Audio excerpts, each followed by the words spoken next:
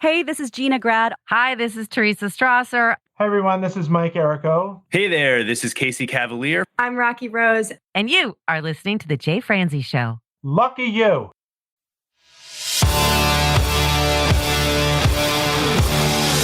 Welcome to The Jay Franzi Show.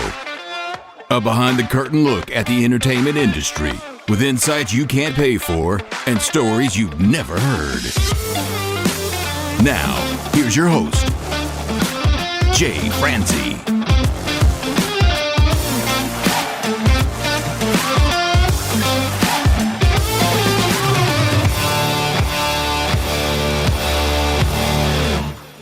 And we are coming at you live. I am Jay Franzi, and joining me tonight, the Marie to my Donnie, my beautiful co-host, Miss Tiffany Mason.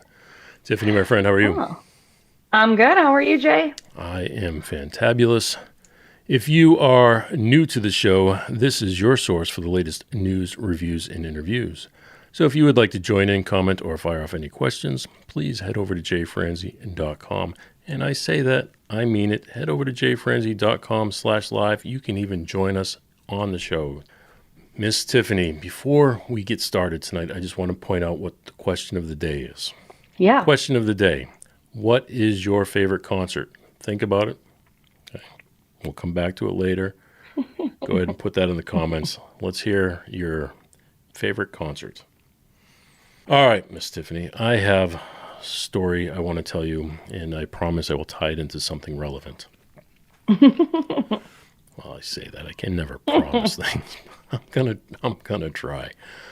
All right. I mean, they're into the third episode with us, Jay. They know better. That's true. True statement. All right. I worked in Nashville under a producer named Bob Bullock. I did that for several years. And when I was in there in the studio one day, this was one of the very first sessions I ever got a chance to work with him on. I was in a studio called Emerald Studios on Music Row in Nashville. And when I was on this, or at the studio, we had several musicians performing that day, probably about 8 of them. And each one of them get a cue box, which is a box that you plug headphones into, and they get a set of headphones, they get their chair and their music stand and all the typical things you would expect a musician to have when they're in the studio. Well, long story short, one of those headphone boxes went out, and the musician could not hear anybody else. So we had to finish the take that we were on, and then we had to go back, and I would go out into the studio, and I would replace that headphone box with another one, and hopefully it works, and everybody's happy. Yeah. Well, it did. It worked for maybe another take or two, and then it went out again. And then that's when I learned the power of money, because Bob at that moment said, hey, look, go change it. I said, well, that's the last cue box we have. He's like, not good enough. Go change it. These people are paying thousands of dollars to be in the studio today. Time is definitely money, and we need to go ahead and change that cue box. So I didn't have another cue box. So I took my cue box that I was using inside the studio, and I carried it out to the musician in the live room. I let them have the cue box, and I went without. It was just something that needed to be done in the moment, and that way we did not waste time. And of course, when I got back into the studio, they're sitting there with a stopwatch, and they're counting down the minutes that was spent changing the cue box. And at the end of the day, we tallied that up so they could show me just how much money was lost in that studio session for the day. So I learned the value of not only the dollar in the studio, but I also learned the value of speed. And I learned how important it was for the show to go on and us to be able to capture that moment of those musicians when they were ready to provide that moment to us. And here I go. I'm going to tie it in now. Well, just a minute. I have a couple questions. Ask your questions, my friend. Okay. So this cue box, yes. I've not heard of this before. So it sounds to me like a glorified battery source or power source for these headphones. It's very similar, yes. The bigger studios have these boxes, which probably have about 8 faders on them. And as an engineer, I can send a stereo mix to 2 of those faders, so that way they can hear what I've mixed. And then I can send maybe the guitar part to one, a vocal part to the other, maybe a keyboard part to the other. And they can mix the levels to the level that they feel comfortable in their headphones so that they can go ahead and give the best performance they can. Oh, interesting. Okay. Okay. And also when you said you learned the value of money or the power of money. I thought it was like Bob Bullock snapped his fingers and was like, not good enough. And you were like, yes, sir. Yes, sir. Yeah, here's mine. Here's mine. I surrender mine. I surrender my cue box. Take it, please. Yes. No. Also, I thought maybe you were going to say that he was like, not good enough. Go pick one up right now. I was like, where'd you go? Run to the store. Go to the Yeah. cue boxes are us. It works out perfect. No, I mean, normally a studio would have, roughly 8 to 10 of these boxes around, but there's never more than that many musicians, typically. Typically you've got a band of maybe 5 people in the studio at any one time. The bigger sessions have up to 8. Then if you get into maybe an orchestra, you got a large room, maybe 50 people, but most studios can't handle that size of a group. And the studio we were in was your typical country music session where you got 5 to 8 people, and we had about 10 cue boxes. So we used them. It worked, but when they went out, oh my, you have to fix it for sure. Yeah. How do you get those serviced? Oh, usually there's a technical engineer on site. The bigger studios back in the day, the bigger studios would have a technical engineer who would work on site, and they would open it up and they would solder it and they would find the weak spots. That makes sense. If that much time is worth that much money, that makes sense that they would have someone on site. Better get that shit fixed so you can move on. Well, in the heat of the moment, you're definitely not going to stop to try to fix something. You're just going to find a workaround at that time. Sure. And then you're going to bitch and complain about it from that point forward. Yeah. And it'll get fixed. Yeah. Well, it's never fun when your equipment doesn't work. No. It's never fun being the one changing it. And I mean, it's nobody's fault. The cue box went out. It just happens. Those things happen. Yeah. But when you're the one changing it, you feel that pressure. You feel like all the eyes in the room looking at you. You feel like your boss staring at you. Like everybody's like, go, go, go. Uh-huh. I can imagine. You don't take your time walking out to the room. You are running. And those rooms, too, are crowded. You're talking about 8 people sitting in a decent-sized room, but there's equipment everywhere. There's cables running everywhere. It is not one of those things you want to trip on a cable and unplug somebody's guitar amp or something. You probably wouldn't be working for long. It's one of those things you got to be very, very careful. Yeah, I can imagine. All right. I can imagine. Now I'm going to tie it in. I say this because if you watched one of the 3 balls that were held the other night for President Trump, they had musicians playing at them. And Carrie Underwood and Billy Ray Cyrus both had some malfunctions happen during those events. So one of them was handled very well, one of them not so much. So Carrie Underwood, I'm sure you had an opportunity to see it. She started to perform or was ready to perform, and they didn't have her track ready or they couldn't get her track to play. And it was probably the longest minute a person could imagine waiting for that music to start. And finally, you could see her mouth the words, "I could just sing it." Yeah. And she did, and she knocked it out of the park. Yep. Well, I thought it was cool, too, because she said, okay, everybody sing it with me. And so it shifted from, like, all eyes on her to, like, I mean, she said, we said on last week's episode that her whole thing was, I just want everyone to love one another. And so here it was, this moment of unity where everybody was singing America the Beautiful. It's such a, she's classy, and she proved it, just stepped up to the plate, didn't let it bother her, and she was off to the races, and they were all singing, and I just thought that was the coolest. Yeah, and not to mention the amazing amount of talent in the woman, and she was able to knock it out of the park. Yeah. Acapella, no practice, let's go. It's like what they say, right? Like, if you can sing the phone book. Yeah, and we all know she could sing. I mean, she's an amazing singer, and she did an amazing job, and she was prepared, and she was ready. And I heard one of the news reports saying she didn't forget the lyrics. So, which, I would hope not. Well, they're making a pot shot at one of the presidential candidates who forgot the lyrics when they were singing the song. Oh. So it happened. I mean, you forget things. But, yeah. But anyway, she did a great job, and she got nothing but great press out of it. But if you turn that coin over, you have Billy Ray Cyrus, and Billy Ray Cyrus, one of the nicest guys I have ever met in my life. I used to hang out with him at Sony when he was on Sony Records. And he and his wife, I would go to these radio release parties every Monday afternoon at the record label. And he would just be he would come up to me and he's like, "Oh, hey, Jay, you want a drink?" And he'd go to the bar and he'd make me drinks. I mean, he was so super nice, and his wife was always nice, and just amazing people. I mean, truly amazing people. We would go to Denny's afterwards and we'd sit there and eat our Grand Slams or whatever we would do. Awesome. And also Billy Yates, who was an artist on the show one night, and somebody at Denny's said, "Hey," they came over to the table and to Billy, and they said, "Look, we're over here at the Country Fiddle, whatever the name of the hotel was right next door, and we're doing a benefit show. Is there any chance you would come over and sing a couple songs?" No way. He's like, "Look, I can't. I've got my kid with me, Miley Cyrus, and I've got at this time, a kid, and I can't leave her." And they're like, okay. And when they left, Billy Yates said, "You know what? I'd be more than happy to watch her while you do this."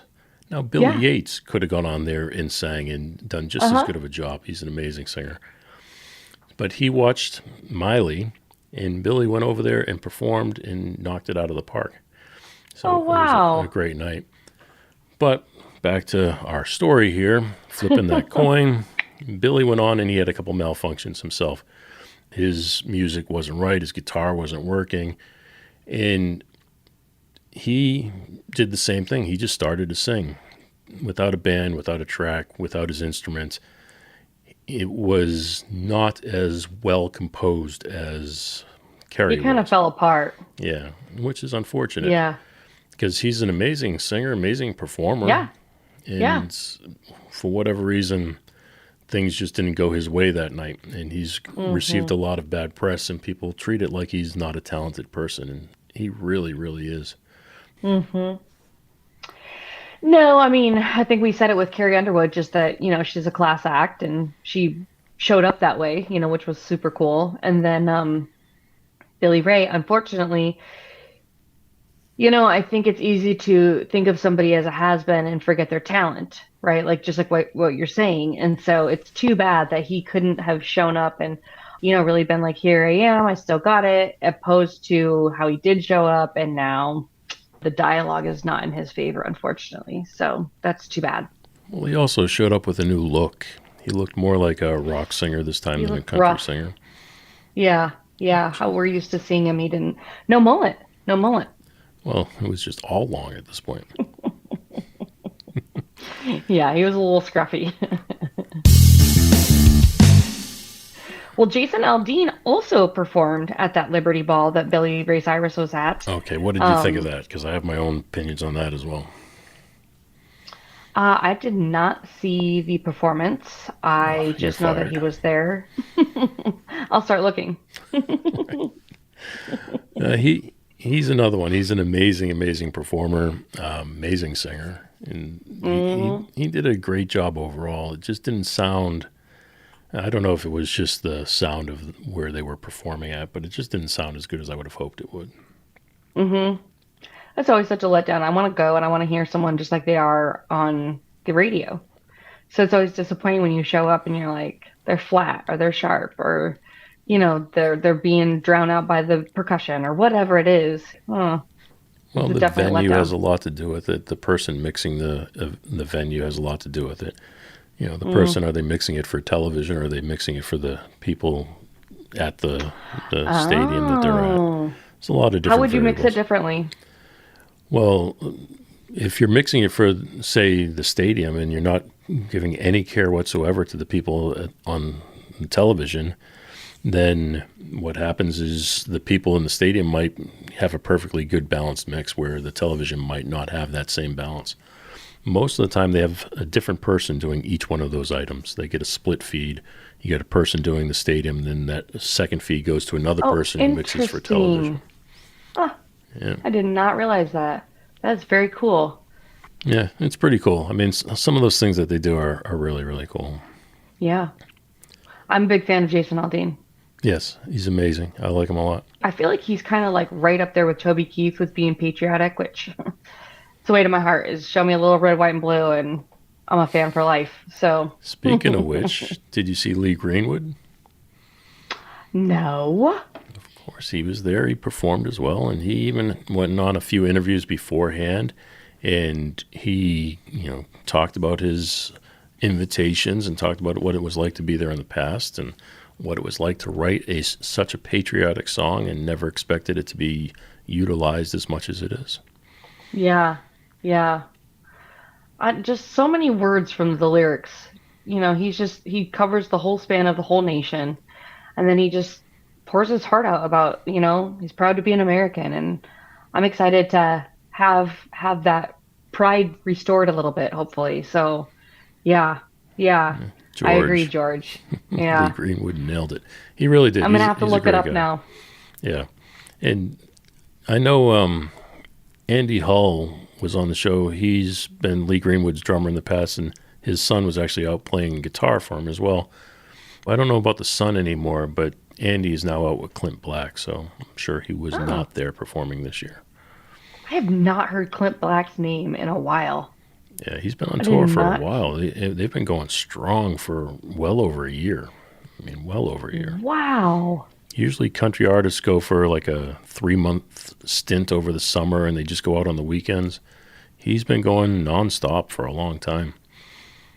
Dang. And Andy is amazing. Andy is an amazing drummer. He's an amazing studio as well as a live drummer. I like him a lot. So I've used him on all of the projects I did in Nashville. I would just call on Andy. He was a good go-to. Yeah, this amazing yellow drum kit. I used to love it. Why is it yellow? Is it a team where he just likes yellow? No reason. He just had a yellow drum kit. Just looked odd to be in the studio with the yellow kit, but it sounded amazing. And then he got other ones. I think he still has the yellow one, but He's moved on. Yeah, he's moved on. He's bigger and better now. Awesome. Bringing us to the question of the day. All right. What is your favorite concert that you've ever been to? So, did anybody pipe in on the chat? Yes, we have George. Ray Charles, 5 times. Oh, wow. Ray Charles That's is absolutely impressive. amazing. Absolutely amazing. George, what is it you liked about Ray Charles? Tell us about it. Yeah, I'm wondering how he commands the stage. I don't know. I'm assuming he sits at a piano for the majority of the night. Mm-hmm. What makes it such a good concert that you went 5 times, George?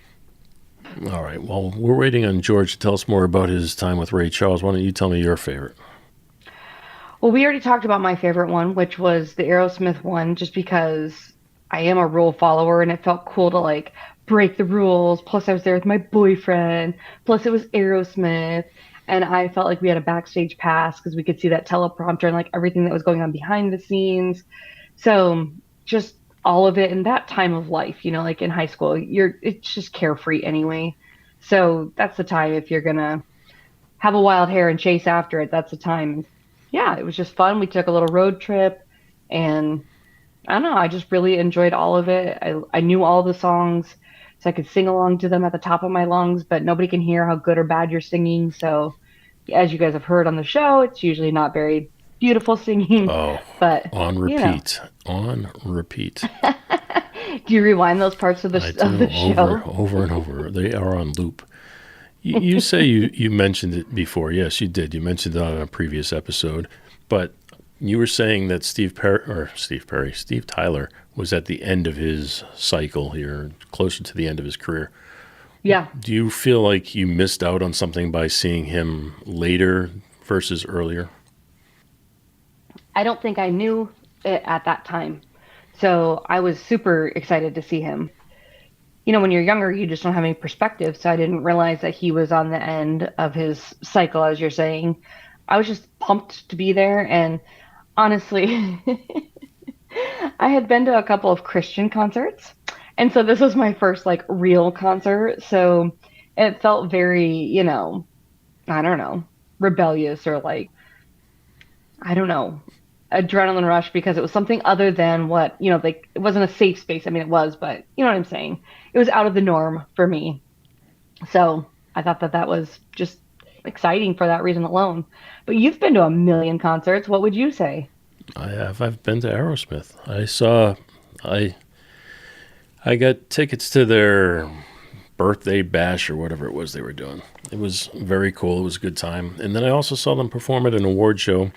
In my story from that show was I was walking, and the drummer from Aerosmith was behind me, and he was carrying his suit or whatever he had in a garment bag that he had hung over his arm. And he was walking in a lot of traffic, so he's walking close and then back. Well, he got close enough that the hanger hooked on the back of my pants.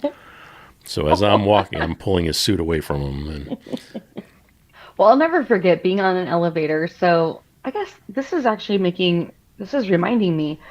I have actually seen a lot of music. We used to have conferences I would hope with so. Texas Roadhouse.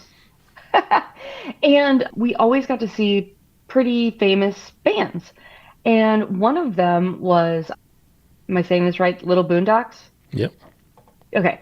And I didn't know who they were at the time. And I didn't realize that they were performing for us later. And so we were at a Ritz-Carlton, I think.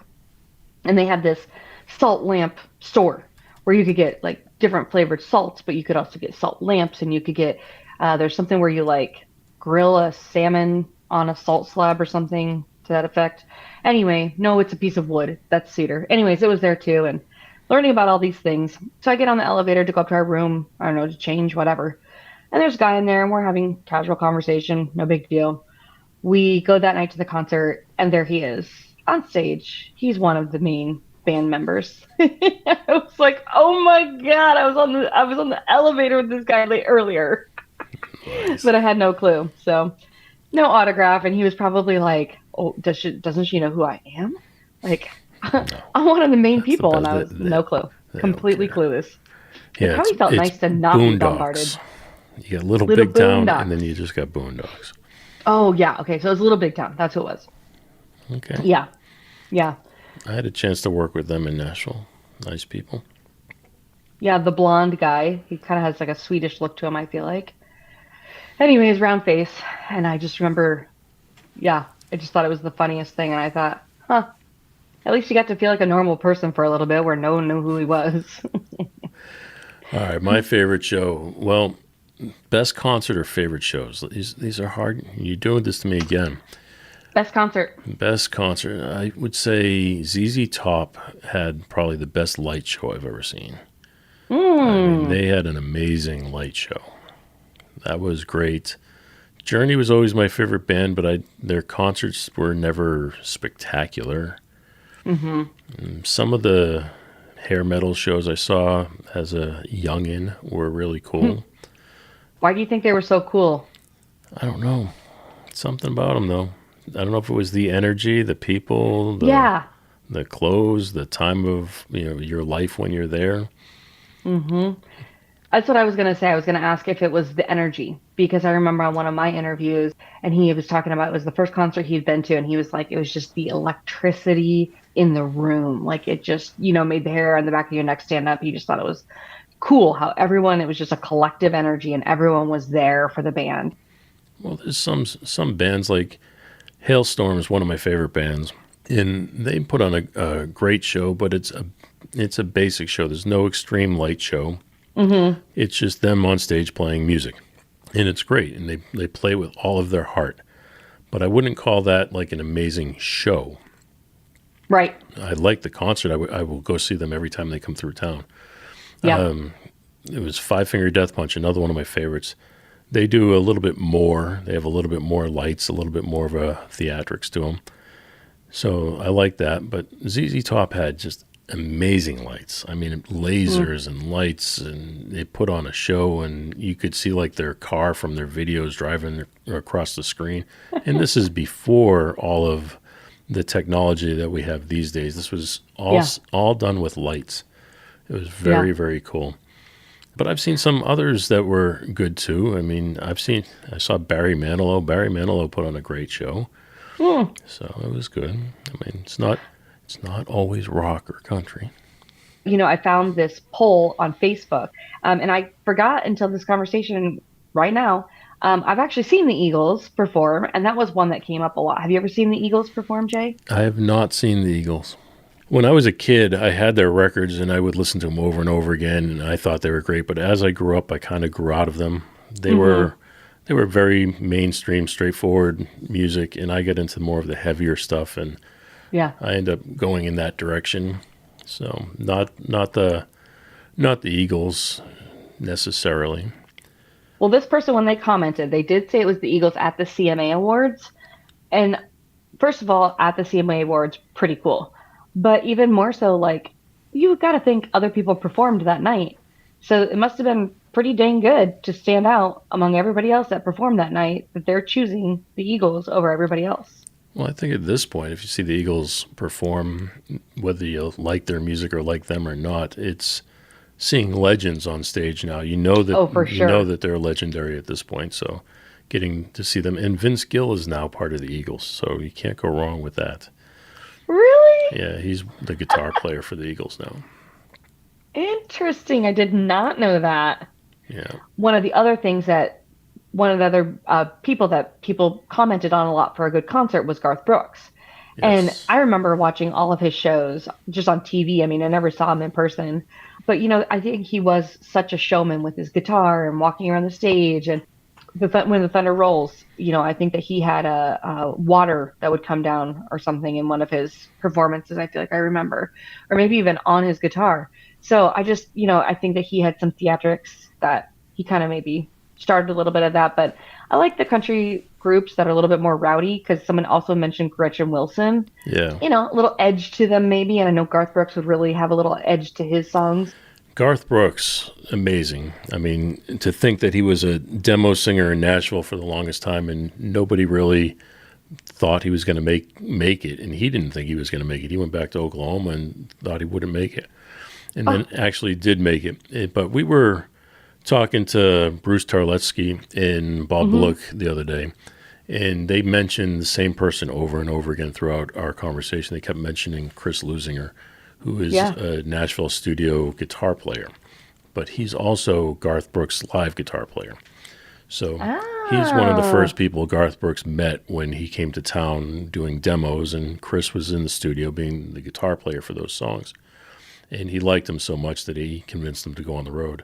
Most of the studio musicians in Nashville, if they're studio musicians, there used to be a stigma where they would not go on the road. If you were on the road, you're a road musician. If you're in the studio, you're a studio musician. These days, it's a little less of that stigma. And Chris, everybody loves him anyway, but he's probably played on every record under the sun.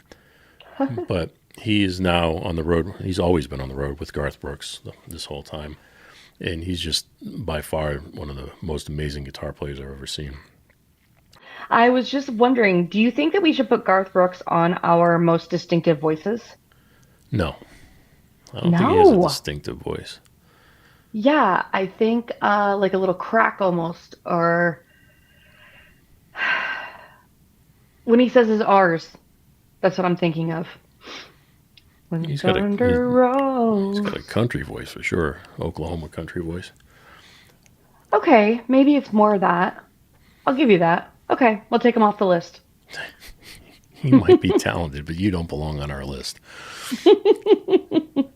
I don't know. Strike through Garth Brooks. Yep. Forget it. You're not all that, Garth. Please edit that out of the show, Jay. Nice. We mentioned George earlier about his show, and he says he loved the songs, his voice. He was energetic. Yeah, I agree with all that. I guess the question is, did he get up from the piano? Yeah, I want to know too. And he had fun. Yes, I think fun is the key thing, right? I think that's what Billy Ray Cyrus was going for on his performance recently, and I think that's what missed the mark. Backfired a little bit. Yeah, I think he was going for fun. I don't think he was trying to be goofy or anything. I think he just saw the moment. He knew the show must go on, and I think he was trying to have fun with it, and I think people just took it the wrong way. Well, also, I think his new look, it just didn't fit what maybe people were expecting, and it led you to the wrong assumption. That maybe, he'd been drinking or, you don't know. Maybe he was. It's all rock and roll. I've been around that a lot too. It's crazy to me the things people will bring into the studio and then wonder why their record doesn't sound good. Yeah, people are routinely bringing alcohol. Not in Nashville, really, but... Oh, I thought you meant milk. Yes, they bring milk into the studio quite frequently. It comes They attached. get kind of that phlegm. And we're over. All right. Ruth says Neil Diamond. That was on the list. A couple of people had said Neil Diamond. Now I want to know how glitzy glammy he was. Neil Diamond? Like did he? Yeah. Yeah, he was. He's up there. He's up there with Mr. Vegas himself. Well, I was gonna say I've seen Vegas Vacation, so. Really, this is what we're basing our music knowledge on. I've seen the movies, Jay. I know. You've seen the movies. That's awesome. Patty says Rolling Stones, 1981. She's very specific. 1981 Hey, Rolling the best Stones. concert. Not 82, not 80. 1981. That's the year she saw him. Yeah. It's imprinted. Works for me. I'm trying to think of the first year I saw Journey. I think was 1982. How do you remember that? Are you basing it off your age? Are you basing it off of your friends? And yeah, we were probably freshmen. Like, how are you? I never can do that. I can't be like, Yes. like even when I went to that Aerosmith concert, I don't know how old I was. Well, I don't know the year. That's a good question because I'm the same way you are. I always wonder, like, how do you know how old you were when this happened or what year this happened in? But the only reason I know that is because it was the first concert I went to. And I remember I was, in junior high school or whatever it was at the time. Junior high school. Oh, it kills me. Speaking of that, Missy says Tina Turner. Let's get off my Yes. junior high school career. Yeah, someone else said, let me see if I can find it quick. They said Tina Turner opened up for the person that they liked so much. Let me see if I can pull it up again real quick. I have a Tina Turner story. It's not my story, but I have one. Share it. Share it. Share it. Speaking of Bob Bullock, we had a client at the time who was also a very famous songwriter, producer. His name is Chaz Sanford. And Chaz Sanford started, like everybody else, as a guitar player, but he's written some major songs. He's worked with some major people. I've had a chance to work with him on several occasions with the band Chicago, and he did Stevie Nicks and all those things. Wow, that's pretty impressive. When he was a youngin', he was walking to band practice or whatever. He had a guitar strapped to the back of his back on a shoulder strap, walking through this alley in California. Was behind a recording studio, and the door to that alley swung open and hit him, and he got knocked back a few feet or whatever, and it was Ike Turner. Oh. And so Ike Turner came out. He felt so bad. He was talking to me. He goes, "Oh, you play guitar? You're going..." And he was like 15 years old at this time. And he said, "Yeah, I play guitar. I'm going to my band practice." He says, "Why don't you come in and play on our record?" And he went in and played guitar on Tina Turner's record. And then continued working with them. door. And that's how he got his career started. Because Literally, Ike when Turner one door closes, smacked another him with door the door. opens. Again, not my story. I just think it's one of the greatest stories, though. That is awesome. Not how you think you're going to get your break. No. Barbara Streisand. There you go. Sorry. Yep, that's on this list too. Susan. Barbara Streisand. Susan or Suzanne? Barbara Streisand, she says. And I saw your people from last week, the Queen's Reich. Queensryche, yes. Yes, and Iron Maiden was on there. All right. Queensryche, I will tell you, that's a good one. I'm glad you brought that up. That would be one of my favorite concerts for sure, because if you would see when they perform Operation Mindcrime, it is a rock opera.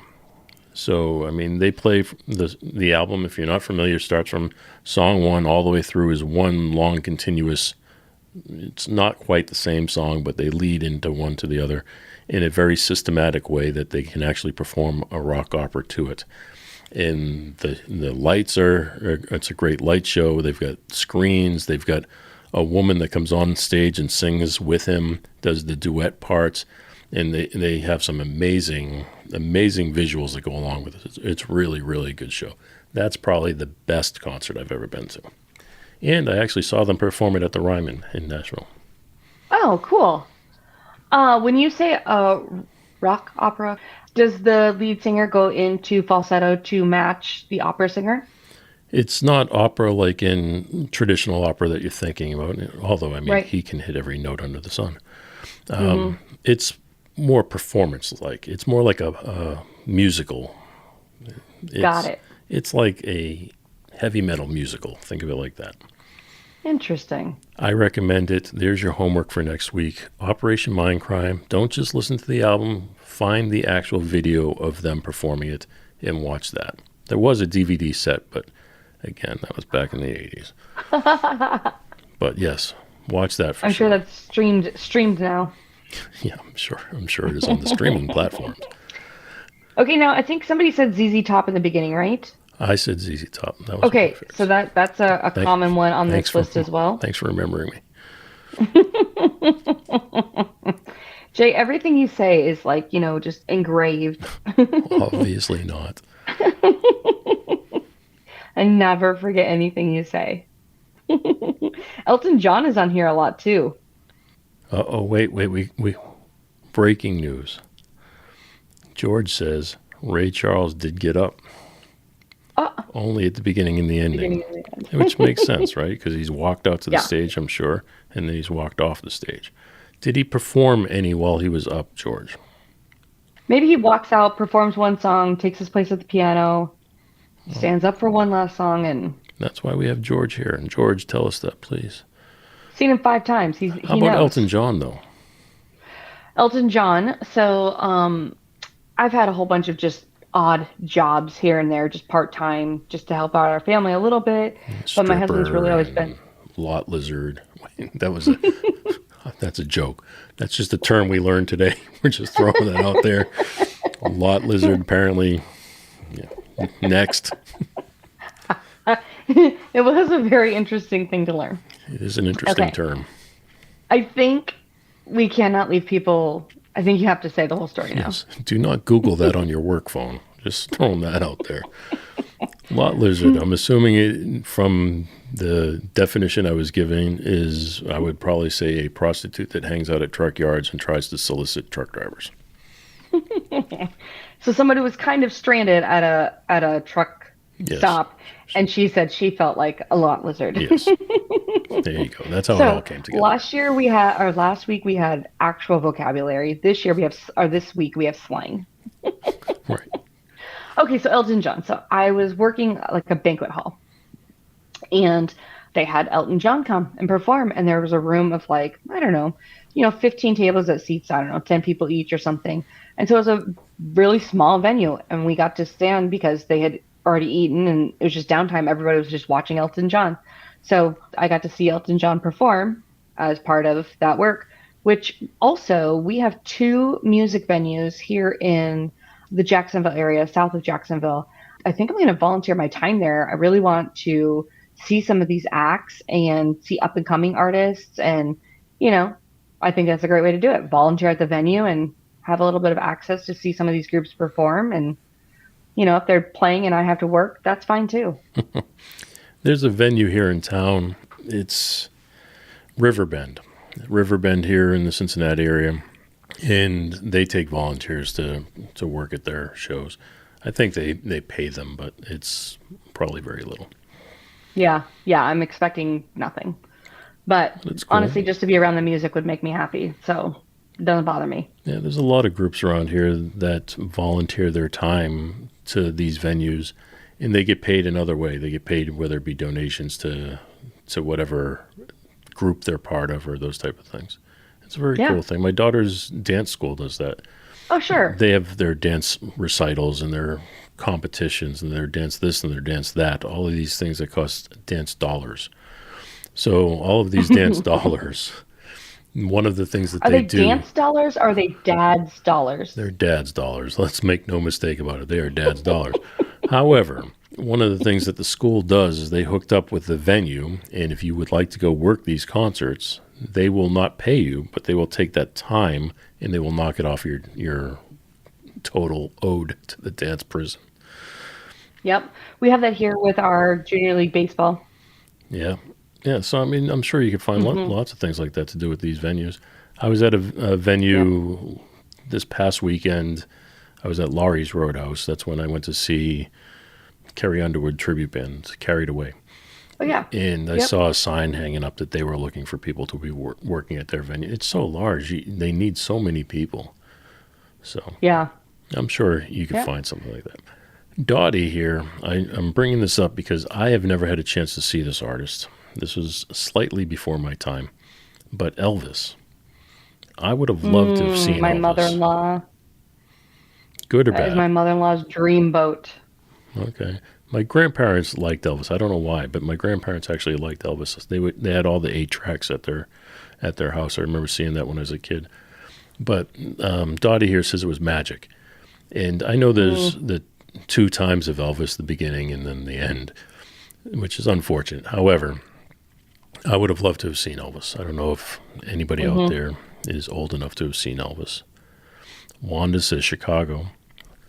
I've never seen Chicago perform live, but I did work with them in the studio with Chaz Sanford there. I'm happy for all of our technology advancements. So I'm happy to live in the time that I live in. But I think it would have been so cool to be part of Beatlemania, or going to see Elvis, or going to wherever their hotel is and you're staking it out and you're waiting for them to come out for the performance. I don't know. There's just something about that seems fun to me that I will never It would have. been a blast. The closest thing we have to that now is Taylor Swift. And I know, whether love her or hate her, I don't care. That's up to you. That's your personal taste. But that's the closest thing we have to an Elvis or a Beatles right now.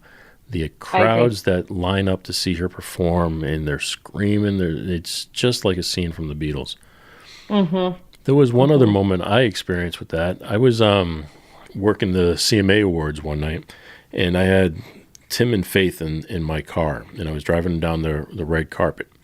And you would drive down it was just a loop around the arena. So you would pick them up in the garage at the arena. They'd get in your car, and you drive them around the arena, and then you drive down the red carpet and drop them off. Then you go around So and it's just for show? Yes, absolutely. So, I picked them up earlier in the day. I went to their house. I took them to get their hair done and do all the things that they did. But then they went in the arena, and they go to their dressing room. They get ready. And then when it's ready to do the show, they come out. You drive them down the red carpet, drop them off. Then you go sit in a lot and wait for them to come out. And we were in a Suburban. So it was a Suburban with blacked out windows. Nobody can see who you have in your car. So you're around the corner. A flash went off from a photographer, and it lit up the car, and they could see who was in that car. And there was bleachers set up on the sidewalk so everybody could sit there and watch the red carpet.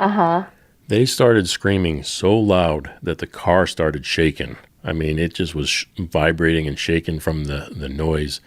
And I got out, opened the doors, let them out and stuff. It was a funny deal, but it was the only time I've ever experienced anything of that volume that it created that kind of reaction.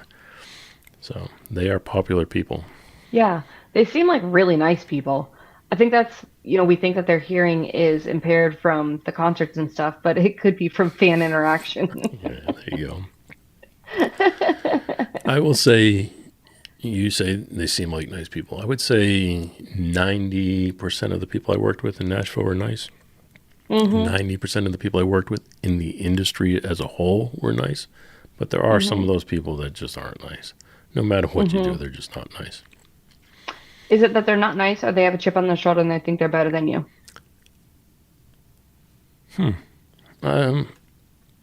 Most cases, I would say it's not nice because that behavior is with other people that are of equal status to them.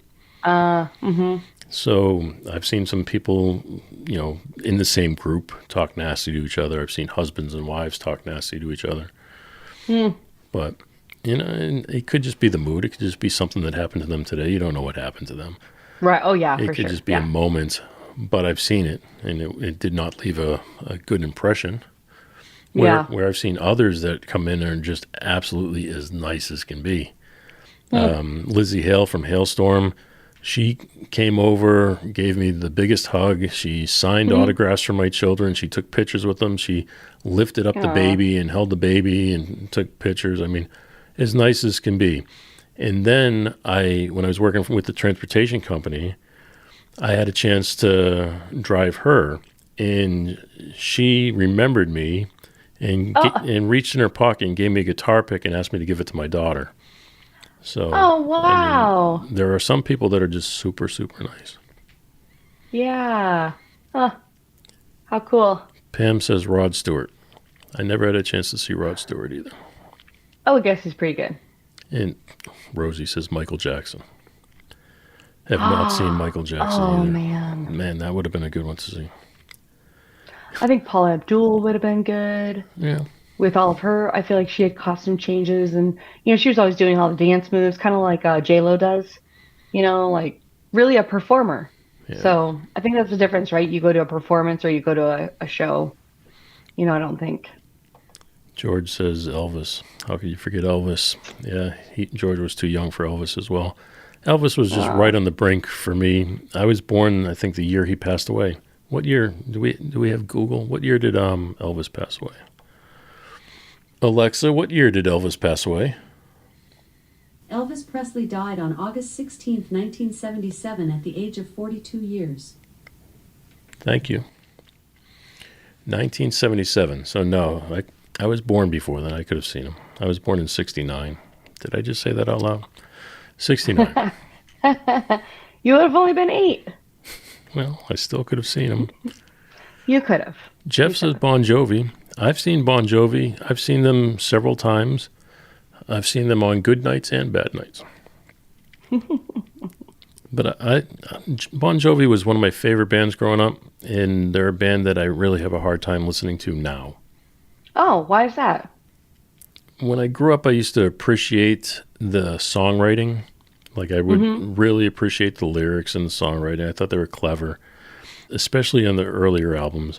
But then he started going to Nashville and working with songwriters. So it became very commercial after that. And then the music also became extremely polished. And don't get me wrong, I'm all for polish. I'm an engineer. I mean, I'm all for polished music. I do appreciate it. But it went over the top. As Fonzie would say, it jumped the shark. So, in my opinion, hey, Bon Jovi fans out there, please don't shoot me. I'll put my gun back. Karen says Heart. I've seen Heart a few times. Heart is amazing. Not only are they talented, but they put on a great show. Not the best light show, not the most theatrical or anything, but it was a great show. I think it's kind of like American Idol, right? Where they're like command the stage, and they probably did a killer job of that. That woman could sing anything. And what kills me is on American Idol when people go out there and try to sing a Heart song. You better be one of the best singers in the world if you're going to go out and try to sing one of those songs, because it's a song everybody knows by one of the best singers in the world. And even if you sing it great, if you don't nail it, you're going to come off as weak. Yep. Yep. Careful what you choose. How do you pronounce L-A-Z? Is it Laz? L-A-Z. Or Lays? Laz? I'm going to go with Laz, so you don't sound like a potato chip. Sorry, it's just a joke, Laz. Don't shoot me. He's got a few. Oh, that's their name. Yeah, that's his I name. thought it was a group.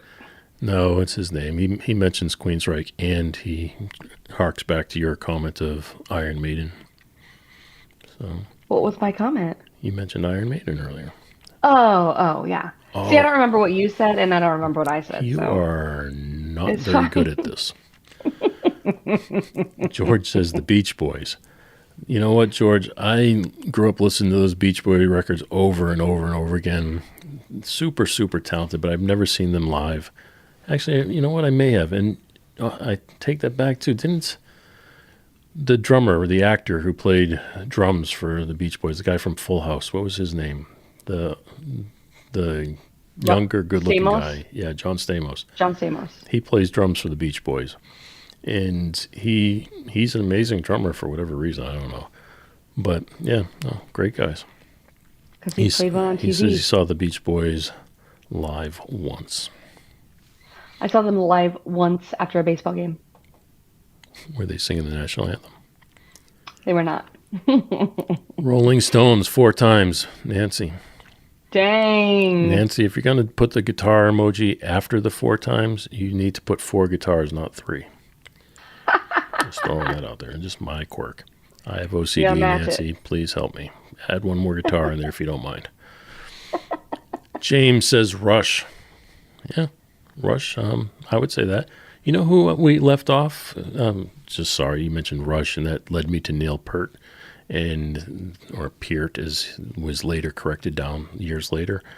That led me over to Motley Crue with Tommy Lee. So, and the reason I go there is Neil Peart, drummer for Rush, amazing drummer.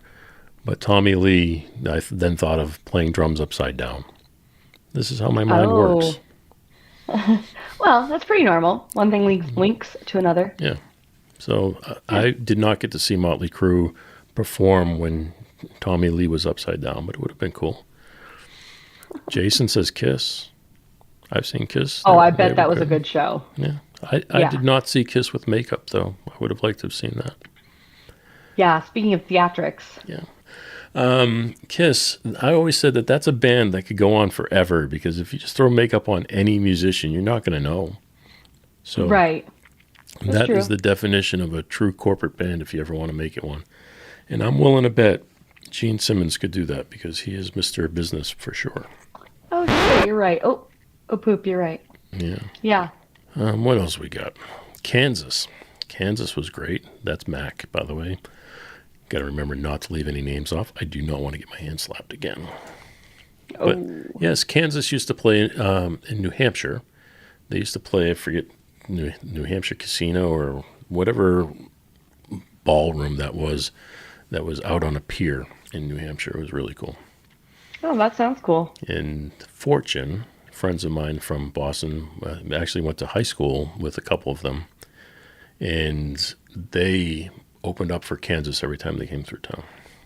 How cool. Fortune was one of the best bands. They are very underrated, a band that should have become much, much more popular than they ever did, like nationwide. They were only a regional band, but they were good. Another one that was really good that was regional was The Fools. I like The Fools. Oh, You don't know The Fools I never either. heard of them. That's another homework assignment for you. The Fools were cool because the lead singer, he would come out, and by the end of the show, he'd be standing on stage naked. All of his songs somehow ended up to him playing naked. But they sang the song Do-Wah Diddy.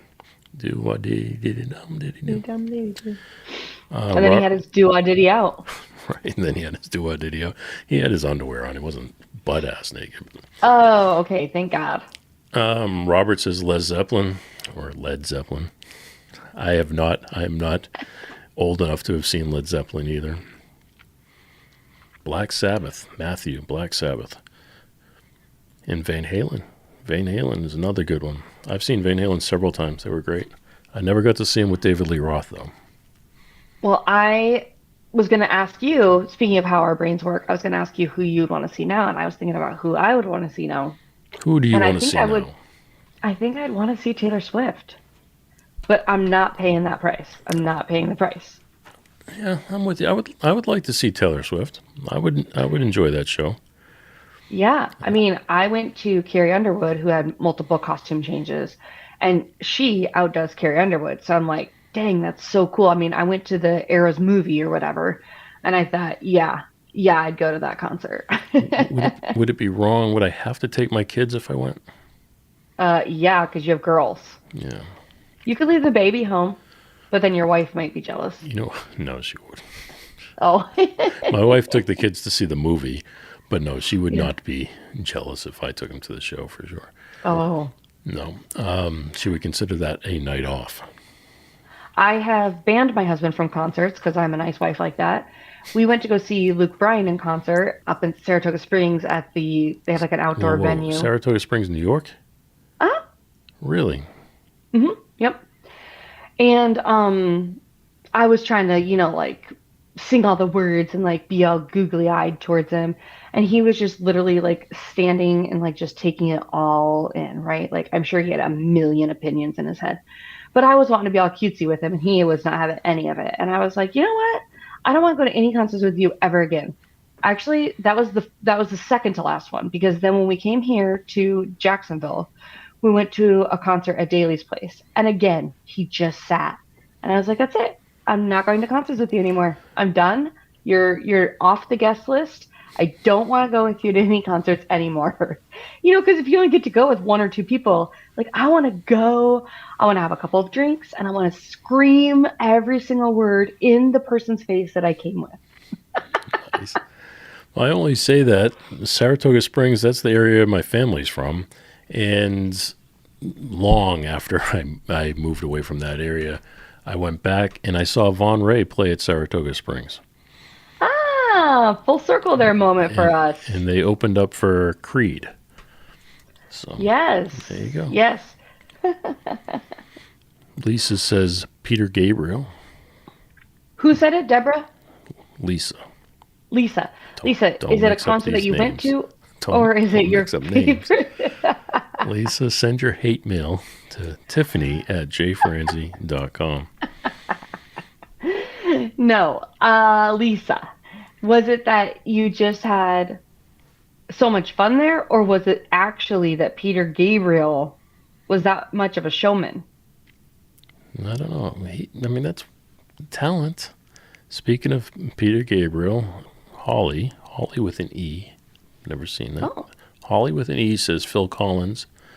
Now, Phil Collins, Dina, friend of mine, is so in love with Phil Collins, has never had a chance to see him play.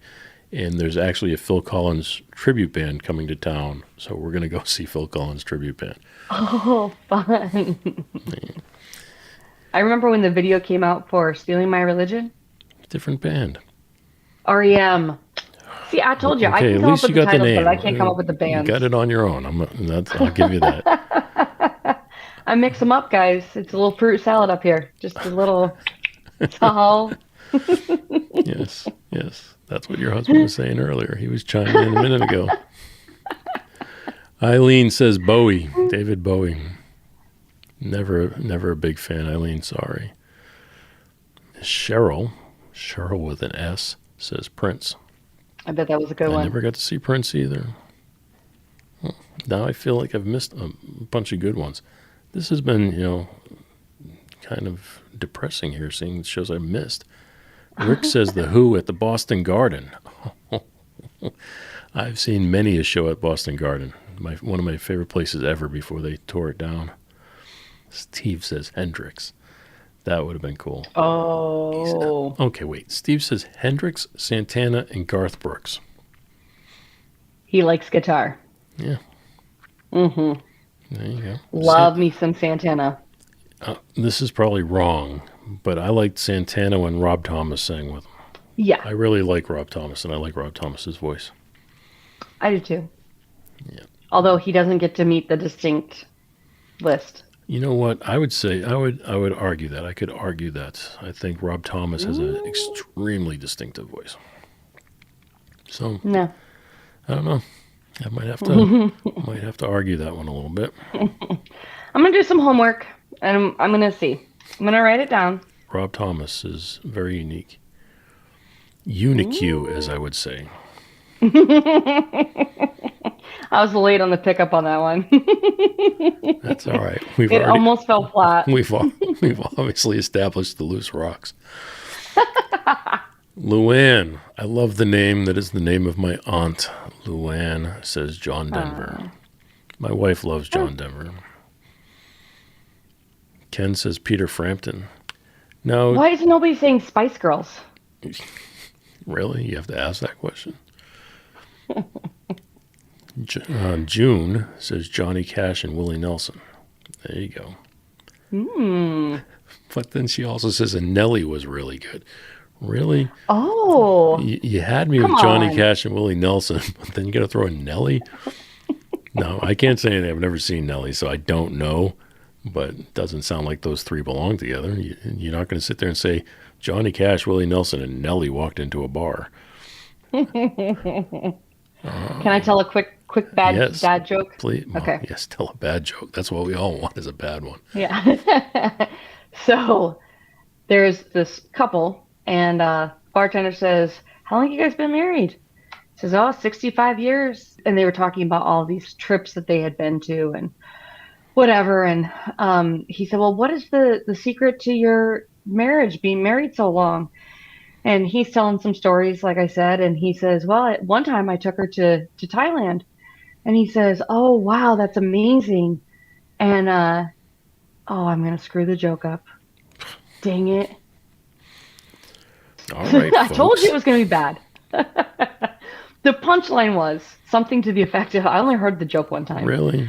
The punchline was something to the effect of, how did you stay married so long? And he says, oh, maybe he says, I went there twice. One time I dropped her off and the next time I picked her up. We've had some Okay. technical Okay. difficulties. No more jokes on the fly. I'm going to research them. I'm going to write them down word for word. I won't do it again. It's fair. It's fair. I deserve it. It's fair.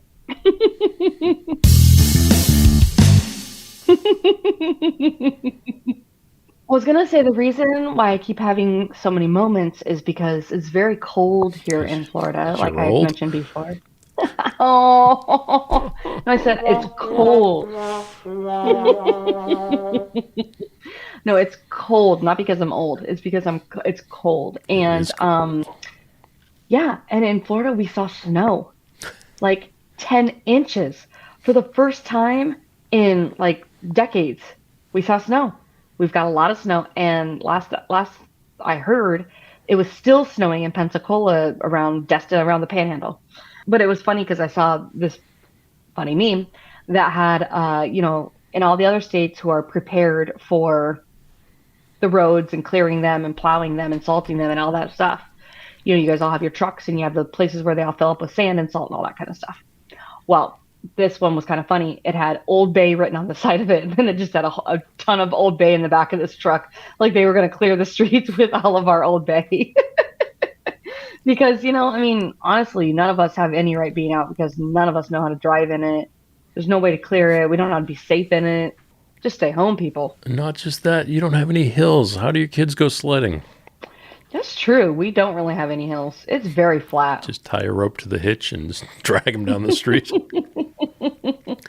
I say that I live in the country right now, and people are doing that. They will tie a rope to the hitch of the pickup.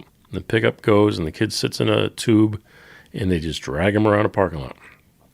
Well, when we lived in upstate New York, we were in the foothills of the Adirondack Mountains, and so we had tons and tons of hills. Yes, and we had an ATV, and so we would tie the sled to the back of the ATV, and we just run that thing through the yard and up. It was so awesome because this developer had cleared all this space to make roads and put houses up.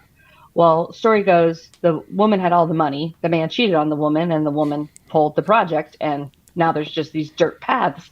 So it was awesome for us because we were at the end of our street, and the street just dead-ended into this development that was supposed to be something but never became anything.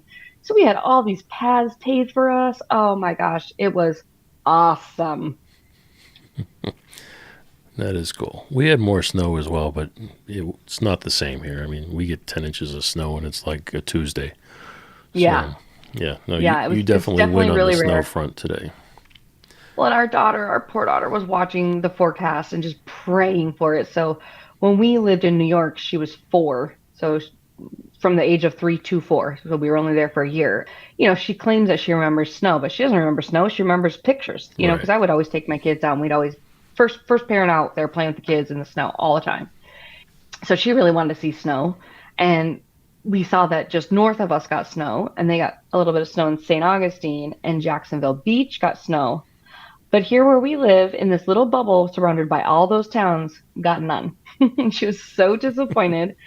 But we did go to Tennessee, up by you, end of November, and they had a rare early snow, and so she got to see snow there. So I thought, she's fine. But it was funny that we had grandparents checking on her saying, did Hannah get to see snow? Like, nah, we didn't get any. We didn't get any today. That would have been cool. I want to go to the Smoky Mountains. We go there a lot. We go there and rent a cabin and spend a weekend there. But I want to go and see a black bear. I have not seen a black bear like in the wild. I want to see one. Take that back. I saw a baby walking down the railroad tracks in Pennsylvania once, but that was from far away. I want to see one a little close, not too close, but a little closer. From the cabin window. I don't want to shake hands with it or anything. I mean, don't get me wrong. But I would like to see one out in the wild and play, or do, like you see deer on the side of the road playing. I want to see a bear playing on the side of the road. Well, I listened to this podcast called Against All Odds, or Against the Odds. That's what it is, from Wondering. Against All Odds. Did you bring up Phil Collins again? Jerk. So I don't have any buttons over here. That's my button for you. I'll give it to myself. Thank you, in my honor. And it was a whole thing about how these skiers had gone out and they watched their friends get mauled by some bears. We're trying to bring the show down. I mean, George was just saying he was having so much fun tonight, and now we're bringing the show down. I will take your show or whatever you saw, and I will up it. I had a guest on the show. She was on the show, and she was telling me about a book that she wrote. And one of the books that she was telling me about one book, but she wrote another one before that was about her parents taking a hike through Alaska and getting mauled by a grizzly bear and passing away. And then she went back and took the same hike that they took just so she could relive their path. No, thank you. No, I wouldn't want to do that. Nope. That is a path I would not go down. Now, do your daughters like to play in the snow? Are they excited when they see bears? Yeah, my kids love to play with bears. Yes, you know what I did with my kids when it snowed here? I took them to the supermarket, because the supermarket has a parking lot that has a hill that comes down into the parking lot. But you can't get into the parking lot because they plowed all of the parking lot to the edge of their lot. So there's a big, huge snowbank, like 10 feet tall, of a snowbank that stops the kids from going on. So they can go up the hill, they can slide down into the snowbank, get up and do it again.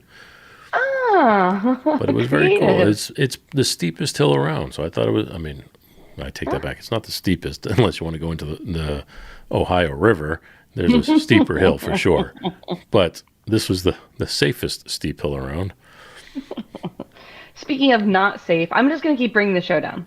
So when I was a little kid, my parents, we used to have this awesome hill. So I grew up in Iowa, and there are hills there. Iowa, and New York, Florida. Yeah. I've lived everywhere, man. I've lived everywhere. So there was a famous snow hill at our elementary school, and my parents would take us there. And I mean, for hours, all the kids, and we had 3 towns that made up our school system. So all the kids in the 3 towns would come to this one hill, and we would just sled all day. I mean, I don't even know how we would sled for as long as we would go. And so my grandpa had made us these awesome wood sleds with like this steel or metal runners, you know. So when you're going down, rudders. Anyways, so when you're going down, you know, you can kind of control how the sled is going, whatever. But it was an awesome sled. And my parents had offered to take a family friend of ours with us. And going down the sled, my dad's at the bottom of the hill, and I'm just shortly behind my friend. My friend is coming down and does not pay attention to somebody walking across or something. And they end up colliding, and this sled takes out her front teeth. And there's blood all over the snow. And my parents had to take her to the hospital to get her teeth checked out. And she lost they were adult teeth already. And she lost her 2 front teeth. No. So be careful while you're out there sledding, folks. Growing up in Boston, we had this one hill in our neighborhood that you would go down, but that hill went straight to a street. So you go down the hill and slide across the street and pray that there's no cars coming. So oh my gosh. It was a neighborhood street. It wasn't that busy, but cars would come down that street as you were sliding across. Oh my gosh. We weren't like National Lampoon's Christmas smartest. Vacation. Yeah. Not the smartest at all.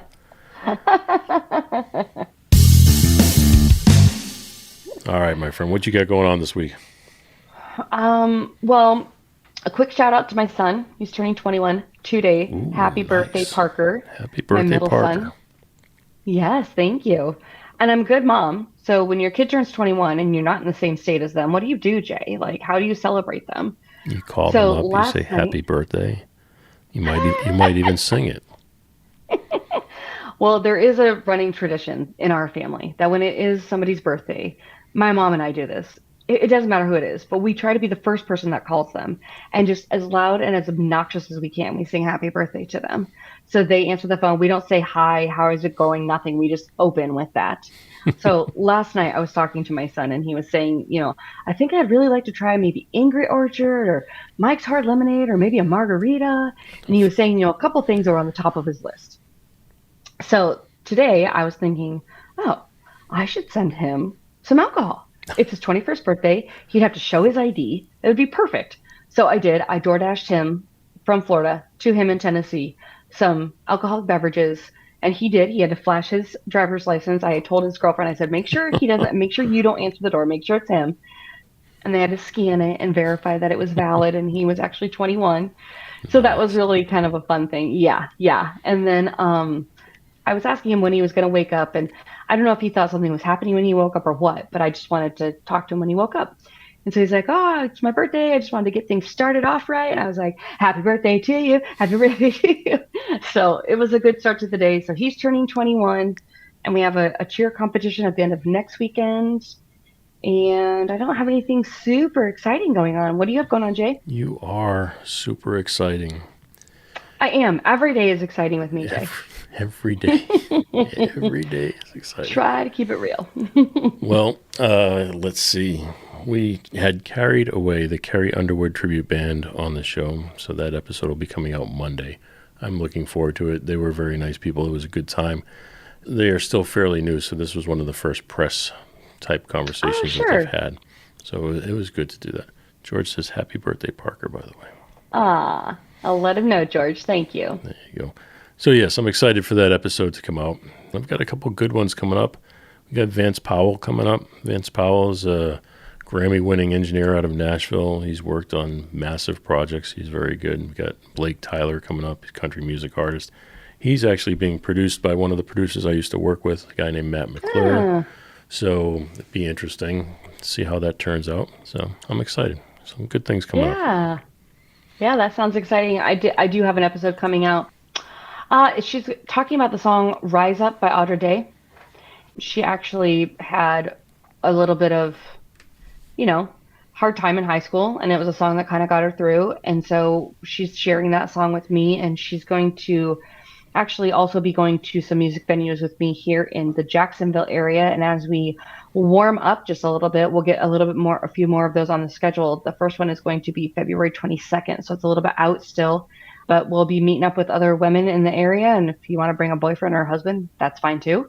But it's women making memories to a beat, and we'll be checking out. It's a group called Robbie and Felix, and Robbie is the voice talent, and Felix actually plays an electric violin, and it is so entertaining. It's right on the water. It's right where the boats dock. It's called Palm Valley Outdoors, and it's just an awesome venue. And Rachel will be there with me, but that's the episode I have coming out, Audra Day Rise Up, and it's going to be with Rachel Steele. Nice. All right, my friends. Well, we have done it. We have reached the top of the hour, which does mean we have reached the end of the show. We've actually blown past the top of the hour, but we're still at the end of the show. If you've enjoyed the show, please tell a friend. If you have not, tell two. You can reach out to both of us over at jfrenzy.com, where you can keep the conversation going. We will be happy to communicate with you. We respond to every piece of communication that comes in. Tiffany, my friend, I cannot thank you enough for being here with me. I would like to leave the final words to you. Oh, wow. Well, I would just say everybody stay warm, stay safe, and it's going to be spring before we know it. And on that note, have a good night. Thanks for listening to The Jay Franzi Show. Make sure you visit us at jfranzi.com. Follow, connect, and say hello.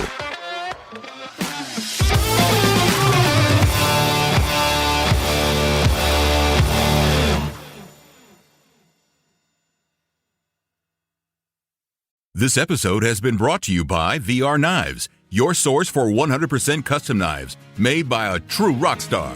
So, if you're in the market for a new piece of art, reach out to VR Knives.